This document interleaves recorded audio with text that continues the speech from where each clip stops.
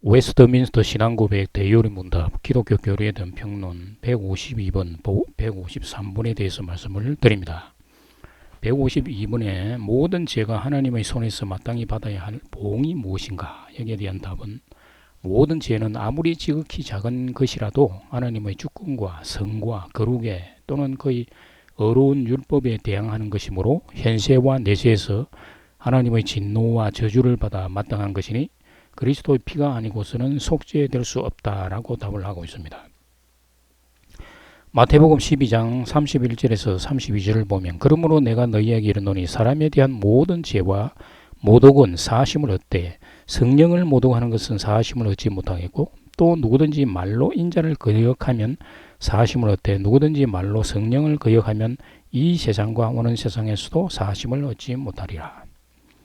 죄는 용서받을 수 있는 죄와 용서받을 수 없는 죄가 있는데 성령 모독죄는 용서받을 수 없는 것입니다.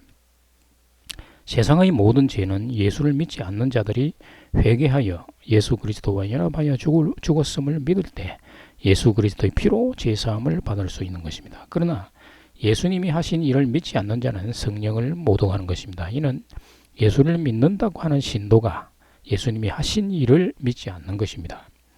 예수님이 요단강에서 세례요한의 세례를 받기 위해 오셨을 때 세례요한이 예수님을 보고 보라 세상죄를 지고 가는 하나님의 어린 양이로다 라고 했는데 예수님이 하나님의 어린 양으로서 세상죄를 다 가지고 갈 것인데 예수님이 십자가에 달려 죽으심으로 말미암아 다 이루신 것입니다. 그러나 예수 그리스도로 말미암아 세상죄를 다 사하심을 받지만 성령 해방죄는 사하심을 받지 못한다는 것입니다. 왜냐하면 예수님이 세상죄를 다 가지고 갔지만 그러한 사실을 믿지 않는 사람이 있기 때문에 성령 모독죄가 남게 되는 것입니다.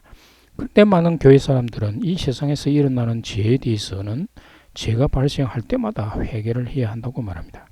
그런데 예수님은 2000년 전에 이미 세상죄를 다 가지고 가셨습니다. 예수님께서 세상죄를 다 가져갔다라고 말씀하시는데 여전히 오늘날에 사는 교회 사람들은 믿지 않고 죄에 대한 회개를 주장하는 것입니다. 예수님이 세상죄를 다 가져갔다라는 말은 그때까지만 발생한 일은 다 용서하셨는데 그 후에 발생한 일은 용서 안 했는가? 예수를 믿는 사람들은 2000년 후에 태어난 사람에게도 다 적용이 된다고 믿습니다. 만일 예수님이 2000년 전에 십자가에서 세상죄를 다 가져갔다는 말씀이 오늘날에도 적용이 된다고 믿는다면 왜 처음 회개하고 예수를 믿은 후에 발생하는 모든 죄에 대해서는 다 용서받았다는 사실을 믿지 않는가? 참 궁금스럽습니다.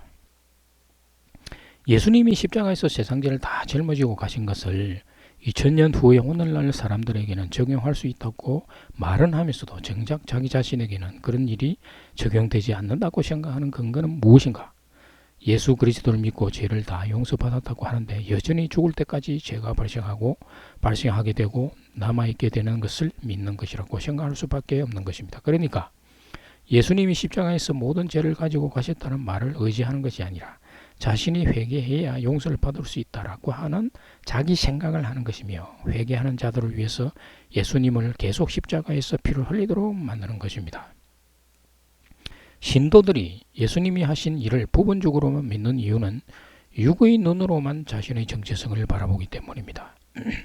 그리스도 안에 들어가면 자신의 정체성은 육이 아니라 영에 있습니다.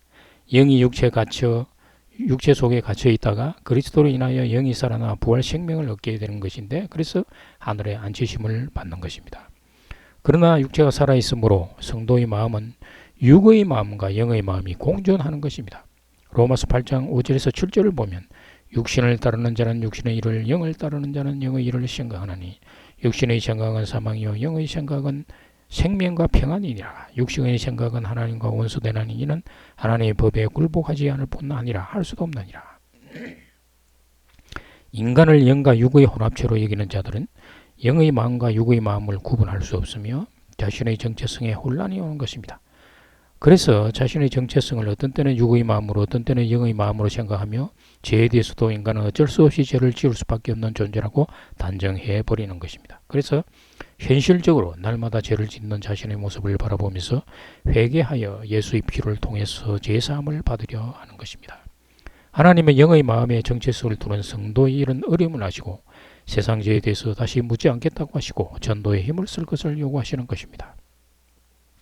로마서 8장 1절에서 2절을 보면 그러므로 이제 그리스도 예수 안에 있는 자에게는 결코 정죄함이 없나니 이는 그리스도 예수 안에 있는 생명의 성령의 법이 죄와 사망의 법에서 너를 해방하였습니다. 성도는 성령 충만을 통해서 영적 성장을 이루어 육으로부터 비롯되는 죄와 싸워 이겨야만 하는 것입니다. 즉 자기와의 영적 전쟁이 시작되는 것입니다. 문 153번은 범법으로 인하여 우리가 마땅히 받아야 할 하나님의 진노와 저주를 피하게 하시기 위하여 하나님께서 우리에게 요구하시는 바가 무엇인가? 답은 범법으로 인하여 우리가 마땅히 받아야 할 하나님의 진노와 저주를 피하게 하기 위하여 하나님께서는 하나님께 향한 우리의 회개와 우리 주 예수 그리스도께 향한 믿음과 그리스도께서 자기의 중보의 혜택을 우리에게 전달하시는 외적 방편을 부지런히 사용하는 것을 요구하신다 라고 답합니다. 로마서 6장 4절에서 6절을 보면은 그러므로 우리가 그의 죽으심과 합하여 세례를 받음으로 그와 함께 장사되었나니 이는 아버지의 영광으로 말미암아 그리스도를 죽은 자 가운데서 살리심과 같이 우리로 또한 새 생명 가운데서 행하게 하려 함이라. 만일 우리가 그의 죽으심과 같은 모양으로 연합한 자가 되었으면 또한 그의 부활과 같은 모양으로 연합한 자도 되리라. 우리가 알거니와 우리의 옛사람이 예수와 함께 십자가에 못 박힌 것은 죄의 몸이 죽어 다시는 우리가 죄에게 종노릇하지 아니하려 함이니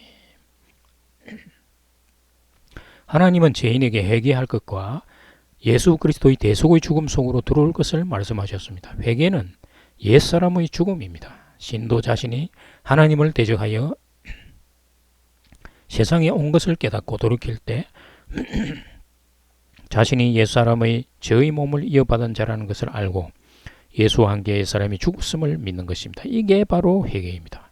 세례는 예수님의 죽음과 부활에 연합되는 것입니다. 그래서 궁극적으로는 신도 역시 예수님과 함께 십자가에서 하나님의 심판을 받았고 예수 그리스도와 함께 부활과 함께 구원받는 존재가 되는 것입니다.